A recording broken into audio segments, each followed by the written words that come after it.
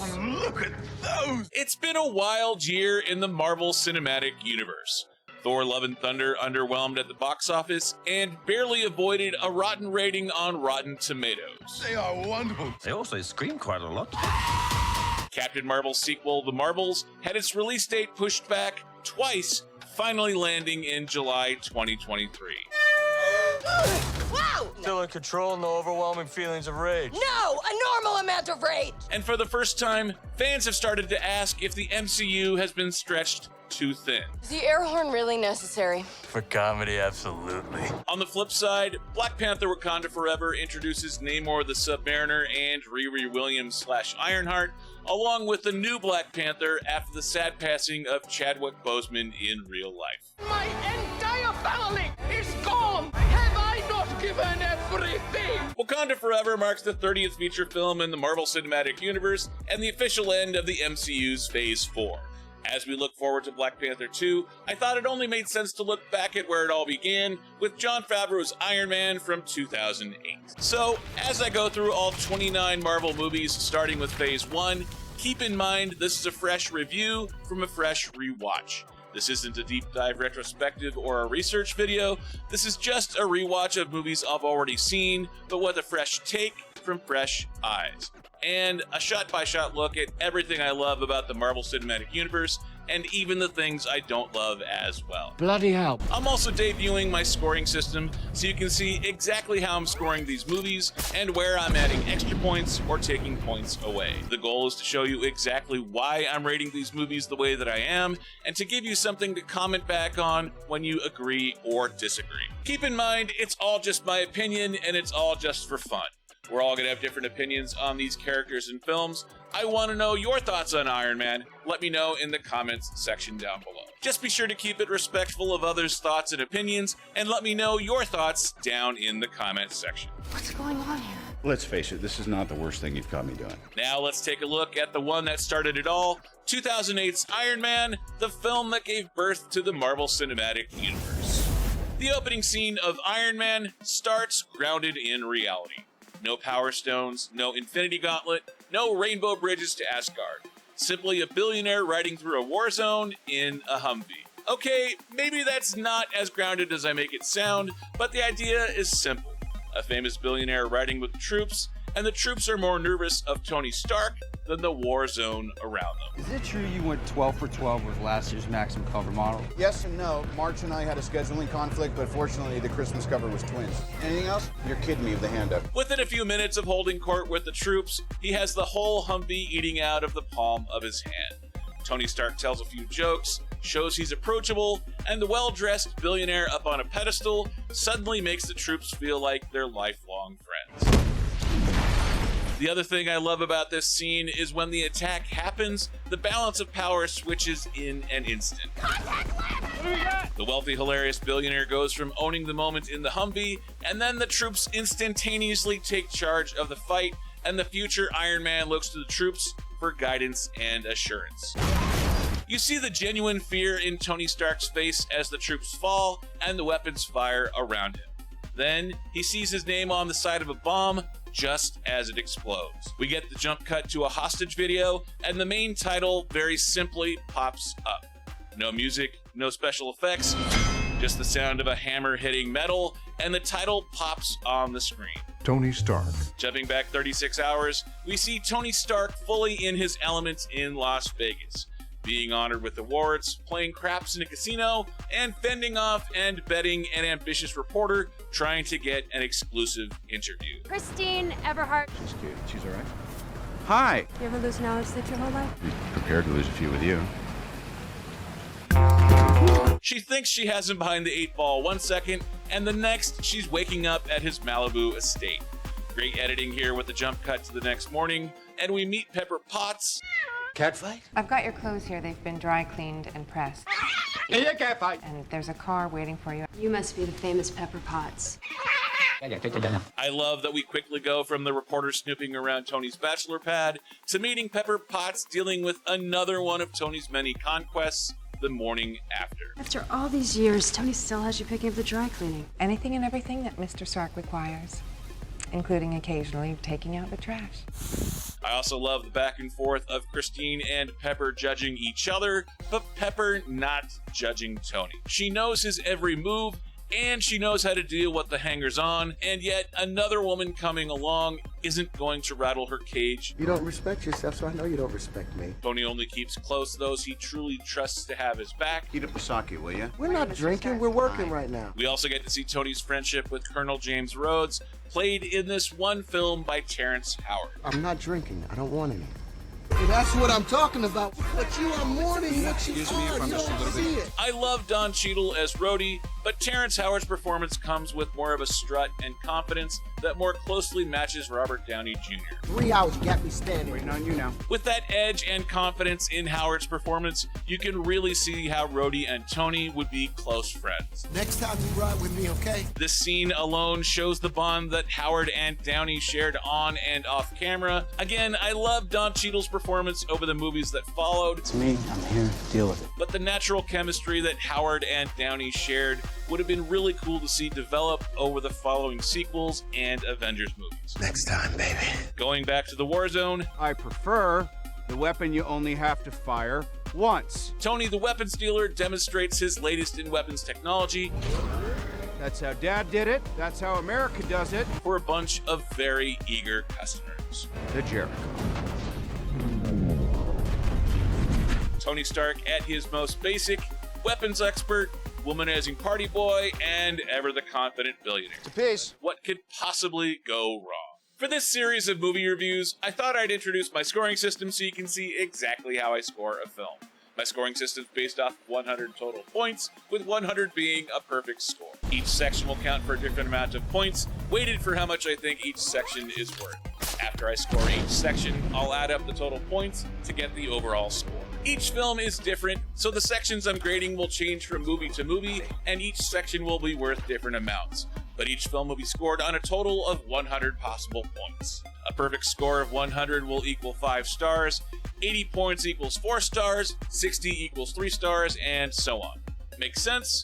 Now let's take a look at my scoring for Iron Man. The introduction of Tony Stark into Iron Man went as smoothly as possible. We meet Tony Stark holding court with a bunch of soldiers. We also see Tony's dating skills with the ladies equal his engineering skills with the weapons. Robert Downey Jr. knocks it out of the park. 10 out of 10. It's also of vital importance that Robert Downey Jr. was cast as Tony Stark / Iron Man, and how that almost didn't come to be. Give me that. They're gonna die. That's Robert Downey Jr. in Robert Downey Sr.'s movie, Pound. Humans play dogs in a pound, and at 5, RDJ plays a puppy getting adopted who realizes the other dogs aren't as lucky. Robert Downey! You're totally missing the point, which is, of course... At 20 years old, Robert Downey Jr. was a cast member of SNL, but his time on the show was little more than a fart joke. The nominees are Robert Downey Jr. and Chaplin. At 26, Robert Downey Jr. was nominated for a Best Actor Oscar. I did have a really interesting summer, though. Here's me and my personal trainer. That guy works me hard. A few years later, RDJ came back to host SNL and was making fun of his legal problems during the monologue. I bet you if you look in their childhood, there's something rotten in Denver. Denmark. That too. But it wasn't until 2005's Kiss Kiss Bang Bang that his reputation had recovered enough to get him cast as Tony Stark, even though he still had to audition for the part just to be sure. I assure you the day weapons are no longer needed to keep the peace all happily. Start making bricks and beams for baby hospitals. You rehearse that much? Every night in front of the mirror before bedtime. And the history of the entire Marvel Cinematic Universe was improved. Perfect casting of Robert Downey Jr. as Tony Stark / Iron Man has led to 29 movies in the MCU, earning over $27 billion at the worldwide box office and counting. Downey's combination of comedic talent, acting gravitas, and bad boy energy set the tone for the highest grossing movie franchise ever. 20 out of 20 points. Probably the single most overlooked character in the history of the MCU is Yinsen, the guy from the cave that saved Tony Stark's life. The electromagnet hooked up to a car battery, and it's keeping the shrapnel from entering your heart. Not only did he diagnose and treat Tony Stark while being held hostage in a cave, he proved that one could prevent the metal shards from piercing Tony's heart. Your life's work in the hands of those murderers. Yinsen also gives the first motivational speech in MCU history, preventing Tony Stark from accepting his fate and ensuring that there'd be an Iron Man to unsnap Thanos all those years later. Is this the last act of defiance of the great Tony Stark? I'll probably be dead in a week. Well then, this is a very important week for you, isn't it? Tony's pity party is over just like that. And he starts working on the Mark I Iron Man suit. But Yinsen's work isn't done just yet. Just as Raza and his men catch on to Tony's plan and almost stop him from activating the suit, Yinsen shows Tony the meaning of sacrifice. I'm gonna go buy you some time. Stick to the plan. Stick to the plan. Yinsen! Without Yinsen, that Mark I armor wouldn't have started up in time, and Iron Man wouldn't have existed in the first place. Sadly, as often happens in our hero's journey story, the mentor figure has to die for our helper character to go into the abyss and emerge the hero. Come on, you gotta go see your family. Get him. My family's dead. Don't waste it.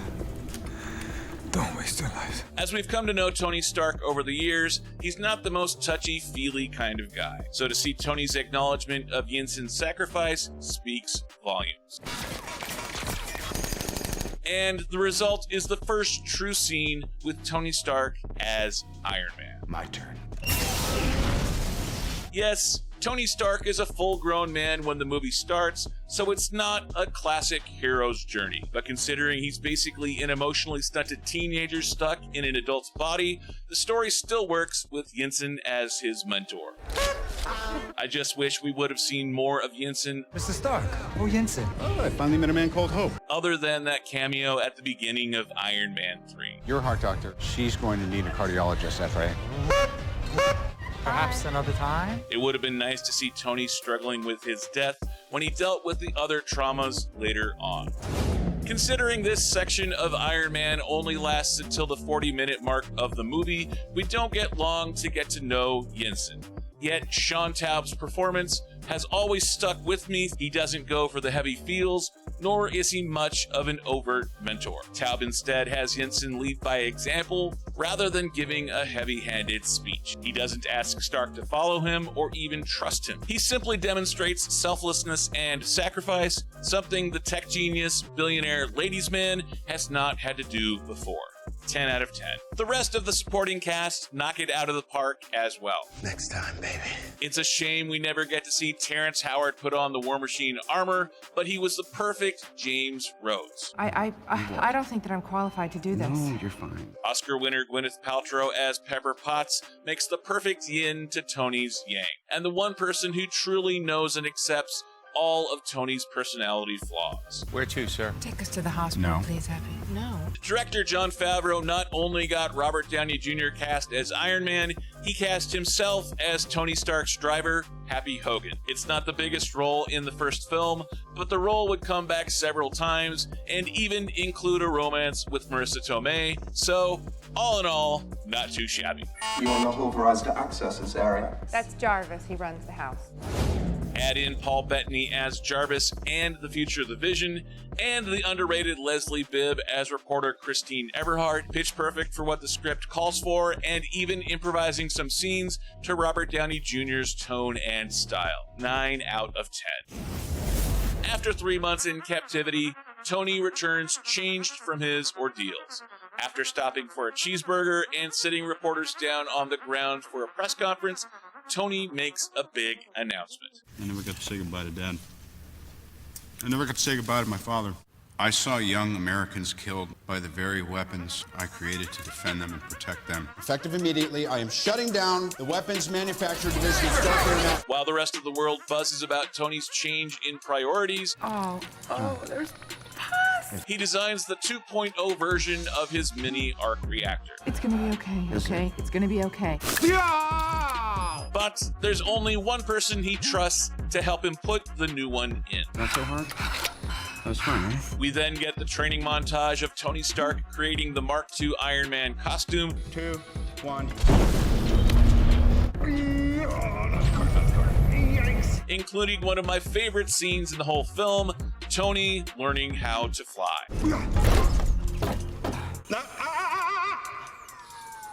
Yeah, I can fly. After testing what will eventually become the War Machine suit, Tony takes the Mark III armor out for a joyride. That's my engine.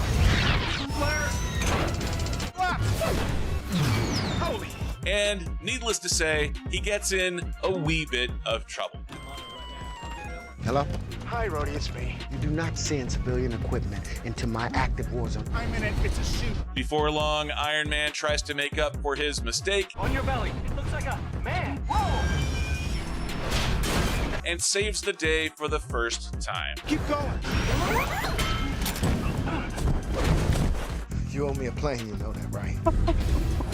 Tony not only returns from his captivity changed, he invents a superhero suit to become a superhero. We see how hard it is to build and just how much risk there is to himself, even while wearing the suit. The segment flows well and the action is fun, and we see a changed approach by Tony Stark. 10 out of 10. You intimidate them. Good God, you're a woman. I mean, I'd apologize, but isn't that what we're going for here? I thought of you as a soldier first. I'm an airman. You have excellent bone structure there. I'm having a hard time not looking at you now. Is that weird? Come on, it's okay, laugh. Hey! Another area Iron Man stands out is with Tony Stark's sense of humor. Only Robert Downey Jr. could fill this role so perfectly. Funny enough to bring fun and lift the tension, but not so jokey that the action isn't taken seriously. Robert Downey Jr. threads the needle perfectly, 10 out of 10. What would our hero be if not for the villains he has to face? And Obadiah Stane sets the tone for all Marvel villains to follow. Picture time. Who do you think locked you out? I was the one who filed the injunction. Once a trusted friend, Stane double-crosses Tony Stark out of jealousy and greed. I hope you'll repay me with the gift of Iron Soldiers. But he also double-crosses Raza and the Ten Rings, his literal partners in crime. Let's finish up here. Stane also abuses his underlings at Stark Industries and won't rest until he gets an Ironmonger's suit of his own. It's impossible. Tony Stark was able to build this in a cave! By the way, that's Peter Billingsley from A Christmas Story getting yelled at by Obadiah Stane. A fuse blew. I had gone out of my skull. And since little Ralphie isn't as smart as Tony Stark, Stane has got to get a power source for Ironmonger himself. Tony, when I ordered the hit on you, fate that you survived that one last golden egg to give. Such a creepy smile. So evil. The only thing left to do is get into his creepy, evil Ironmonger suit and lurk around in the dark, waiting to scare Pepper.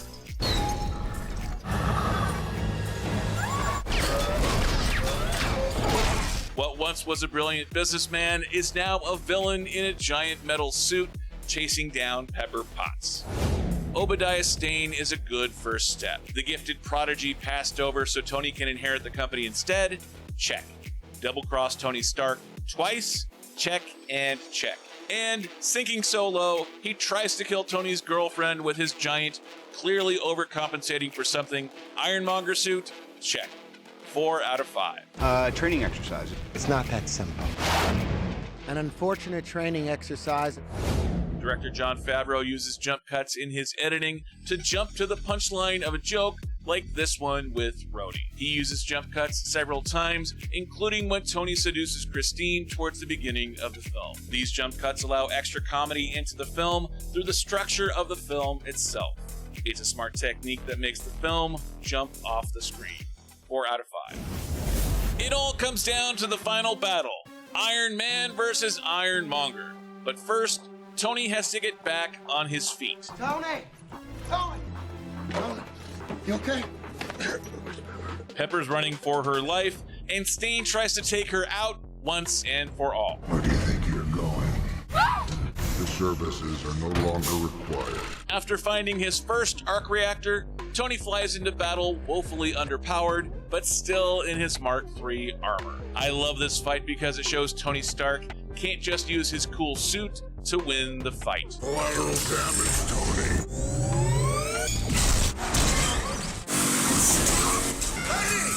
After saving the family in the car, we get a callback to the icing scene with the Mark II armor, but we also get to see the better acceleration that's possible with the smaller Iron Man suit to the bigger Iron Monger suit. Take me to maximum altitude. I know the math. Do it. How'd you solve the icing problem? Icing problem.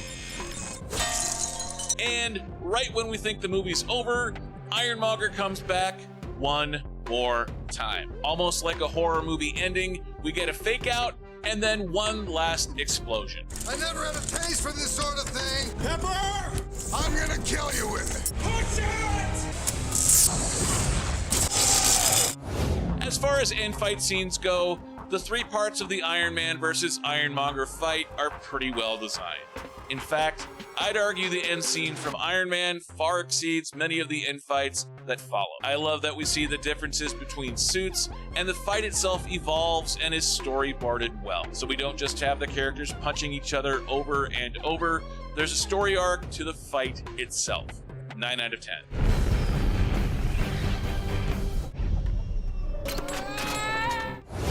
The embassy from Vancouver, British Columbia did many of the effect shots on the Mark I suit, and Industrial Light and Magic did the Mark II and Mark III armor shots that still hold up. And the digital head and face replacements on Jeff Bridges look better in this film than the Bruce Banner in the Hulkbuster / Veronica armor from Avengers Infinity War 10 years later.